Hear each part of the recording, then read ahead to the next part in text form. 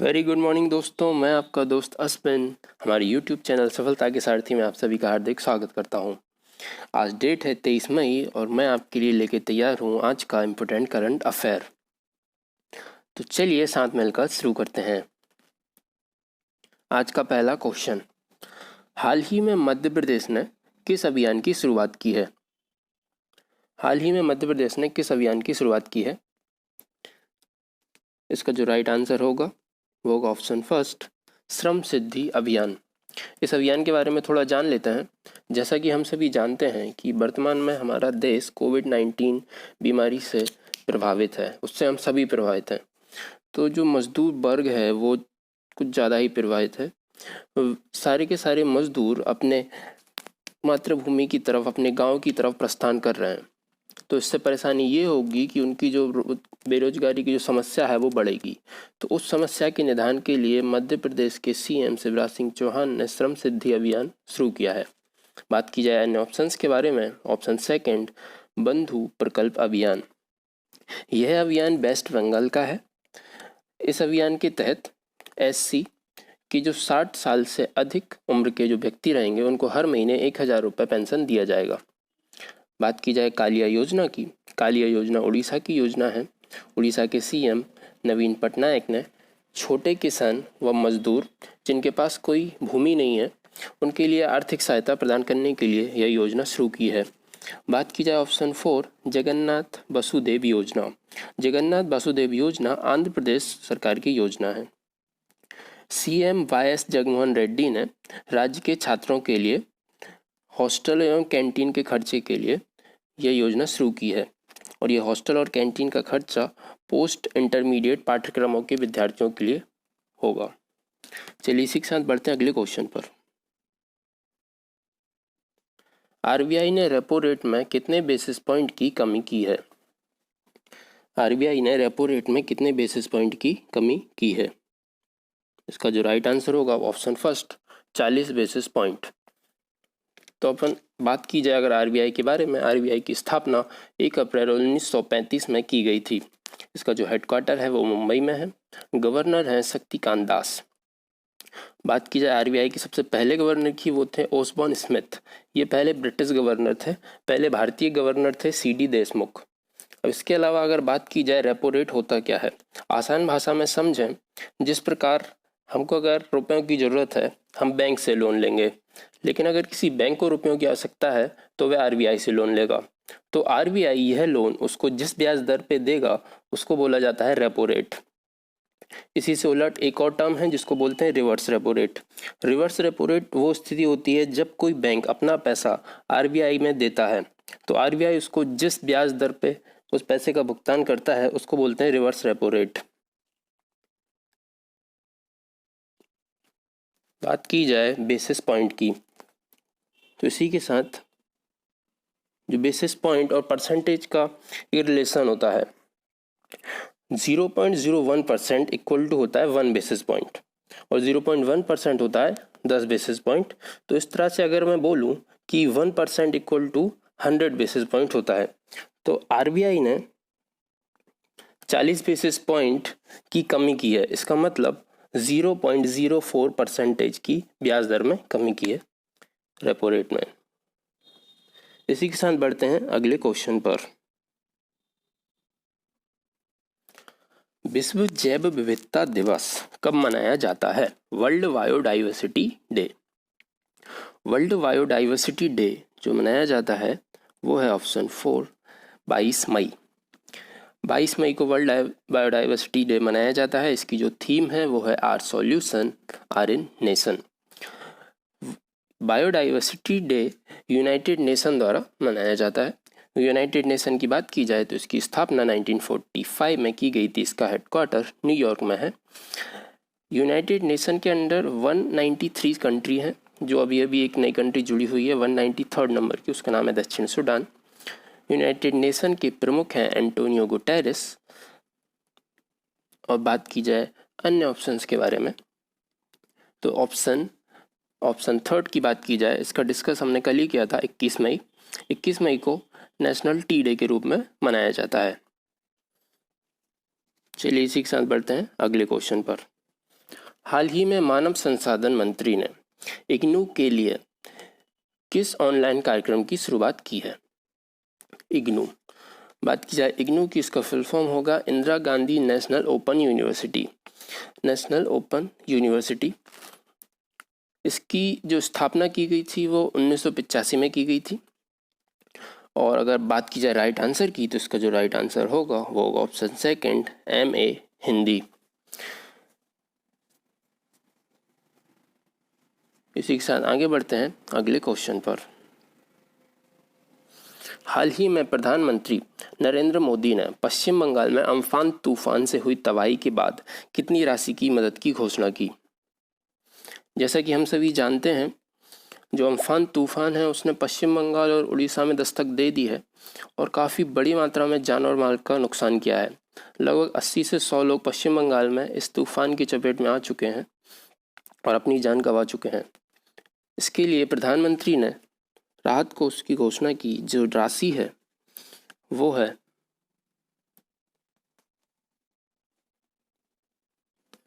1000 करोड़।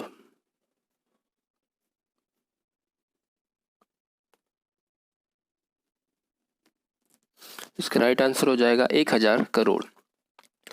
बात की जाए इस तूफान को नाम किसने दिया है? इस तूफान को नाम दिया है थाईलैंड ने।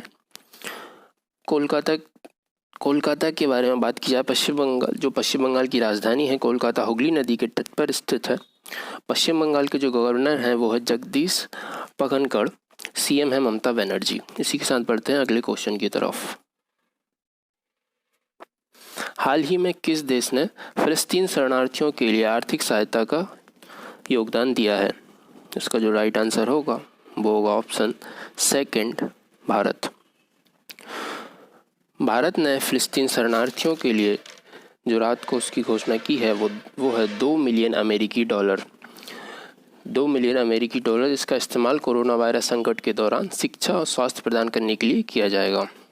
इसी के साथ बढ़ते हैं अगले क्वेश्चन की तरफ। हाल ही में उत्तर प्रदेश ने जेवर में नोएडा अंतर्राष्ट्रीय एयरपोर्ट को बनाने के लिए गृह मंत्रालय ने किस देश की कंपनी को स्वीकृति दी है? बात की जाए राइट आंसर के बारे में, इसका राइट आंसर होगा ऑप्शन फर्स्ट, स्विट्जरलैंड। स्विट्जरलैंड की ये कंपनी है, उसका नाम है Swiss fund Zurich airport international agency. इस एयरपोर्ट को बनाने में जो लागत आएगी वो होगी 29,000 करोड़ रुपए। इसके पहले इस क्षेत्र में 2 और एयरपोर्ट हैं जिनका नाम है इंदिरा गांधी इंटरनेशनल एयरपोर्ट और Hindon airport. Hindon airport Asia का सबसे बड़ा एयरपोर्ट है और जो ये एयरपोर्ट बनने जा रहा है जेवर नोएडा में, यह 2nd नंबर का एशिया का सबसे बड़ा एयरपोर्ट होगा। इसी के साथ अगला क्वेश्चन ये रहा, नाबार्ड ने हाल ही में खरीफ और प्री मानसून संचालन के लिए कितने करोड़ रुपए के फंड जारी किए हैं?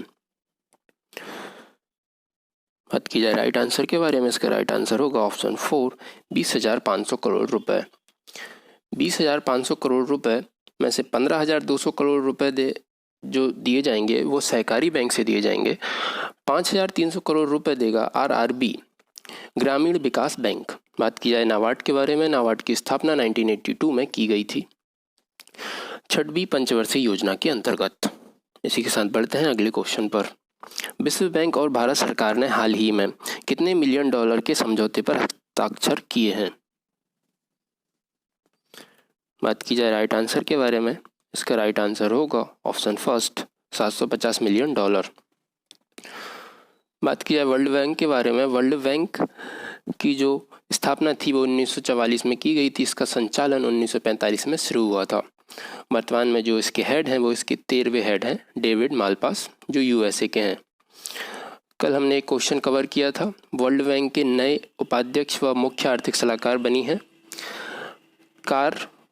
कार्वमेनी रेनहार्ट, जो अमेरिका की हैं। चलिए बढ़ते हैं इसी के साथ अगले क्वेश्चन की तरफ। भारतीय वायुसेना इंडियन एयरफोर्स ने कितने करोड़ रुपए की 3 बड़ी अधिग्रहण परियोजनाओं को रोकने का निर्णय लिया है? जैसा कि हम सभी जानते हैं, वर्तमान में हमारा देश बल्कि पूरी दुनिया कोविड-19 वायरस से बहुत ज़्यादा प्रभावित हो चुकी है, जिससे हर एक देश की आर्थिक स्थिति बहुत ज़्यादा कमज़ोर हो गई है। हमारा भारत भी आर्थिक रूप से कमज़ोर हो गया है। इसके लिए इन योजनाओं को रोका गया है। तो जो इन योजनाओं को रोकने का निर्णय लिया है उसका वो थी 8,000 करोड़ की, तो इसका जो राइट आंसर होगा वो ऑप्शन सेकंड 8,000 करोड़। बात की जाए इंडियन एयरफोर्स के बारे में, इंडियन एयरफोर्स की स्थापना 8 अक्टूबर 1932 को की गई थी, इसलिए 8 अक्टूबर को हम एयरफोर्स डे के रूप में मनाते हैं। इसका जो हेडक्वार्टर है वो है नई दिल्ली में। इसके जो प्रमुख हैं वो हैं RKS भदौरिया और उप प्रमुख हैं HS अरोड़ा। इसी के साथ बढ़ते हैं अगले क्वेश्चन पर। हाल ही में एयरटेल अफ्रीका ने कोविड-19 से प्रभावित बच्चों और परिवार की मदद के लिए किसके साथ समझौता किया है? तो इसका जो राइट आंसर होगा वो होगा option third UNICEF. UNICEF the United nation children fund. UNICEF का जो हेडक्वार्टर है वो न्यूयॉर्क में है। इसके जो चेयरमैन है वो हेनरिएटा H. फोर। इसका स्टेबलाइजमेंट हुआ था 11 दिसंबर 1946 को। इसके साथ बढ़ते हैं अगले क्वेश्चन की तरफ। हाल ही में किस राज्य ने ब्रेक द चेन कार्टून अभियान शुरू किया है? ब्रेक द चेन कार्टून अभियान शुरू किया है केरल राज्य ने। बात की जाए केरल राज्य के बारे में, यहाँ पे एक फेमस वन्यजीव अभ्यारण्य है जो है पेरियार, एक फेमस नेशनल पार्क है शांति घाटी नेशनल पार्क। केरल में कोविड-19 से लड़ने के लिए कई योजनाएं चल रही हैं। तिरंगा पहल के तहत सभी रोगियों की रैपिड स्क्रीनिंग की जाएगी, पता किया जाएगा कि इनको ये सिम्टम्स हैं या नहीं हैं। कोविड-19 रोगियों की सेवा के लिए कर्मी बोट एक नाम का एक रोबोट केरल सरकार द्वारा चलाया जा रहा है। कोविड-19 रोकथाम कार्यक्रम के लिए आयुष सुरक्षा क्लिनिक शुरू किए गए हैं। चलिए इसी के साथ बढ़ते हैं अगले क्वेश्चन की तरफ। हाल ही में किस राज्य ने ट्रांसजेंडर के लिए अलग संगरोध केंद्र की स्थापना की है? इसका जो राइट आंसर होगा वो होगा मणिपुर। बात की जाए मणिपुर के बारे में, मणिपुर में एक फेमस लेक है लोकटक लेक। बात की जाए ऑप्शंस के बारे में, पश्चिम बंगाल फेमस है सुंदरबन नेशनल पार्क के लिए। विश्व का सबसे बड़ा डेल्टा सुंदरबन डेल्टा है। बात की जाए आंध्र प्रदेश के बारे में, आंध्र प्रदेश के भी कुछ नेशनल पार्क फेमस हैं, राजीव गांधी, पापीकोंडा। चलिए इसी के साथ बढ़ते हैं अगले क्वेश्चन की तरफ। हाल ही में चाय के लिए जोरहाट ई नीलामी मंच का उद्घाटन कहाँ किया गया? इसका जो राइट आंसर होगा वो होगा option third Assam. Option third Assam. बात की जाए असम के बारे में, असम के जो CM है वो है सर्बानंद सोनोवाल, गवर्नर है जगदीश मुखी, राजधानी है दिसपुर। बात की जाए अन्य ऑप्शंस के बारे में, नागालैंड की राजधानी है कोहिमा, CM है नीफी रियो, हाईकोर्ट जो है वो है गुवाहाटी हाईकोर्ट और गवर्नर है RN रवि। बात की जाए अरुणाचल प्रदेश के बारे में, अरुणाचल प्रदेश के CM है प्रेमा खांडू, कैपिटल है ईटानगर, गवर्नर है BD मिश्रा। इसी के साथ बढ़ते हैं अगले क्वेश्चन पर। हाल ही में किसने लीडिंग द गेम वेबिनार श्रृंखला का शुभारंभ किया है? इसका जो राइट आंसर होगा वो होगा BCCI। Leading the game webinar series, यह सीरीज वुमेन्स क्रिकेट को सपोर्ट करने के लिए शुरू की गई है। बात की जाए BCCI के बारे में, BCCI के जो डायरेक्टर हैं वो है सौरभ गांगुली, इसका हेडक्वार्टर है मुंबई में। बात की जाए ICC के बारे में, ICC के वर्तमान चेयरमैन है शशांक मनोहर, हेडक्वार्टर है दुबई में। बात की जाए ILO इंटरनेशनल लेबर ऑर्गेनाइजेशन, इसका हेडक्वार्टर है जेनेवा स्विट्जरलैंड में, इसके हेड हैं गाय रेंडर। चलिए इसी के साथ ख़त्म करते हैं आप आज का ये वीडियो। इस वीडियो को ज़्यादा से ज़्यादा शेयर कीजिए, आखिरी तक देखिए और कल फिर मिलते हैं। जय हिंद दोस्तों।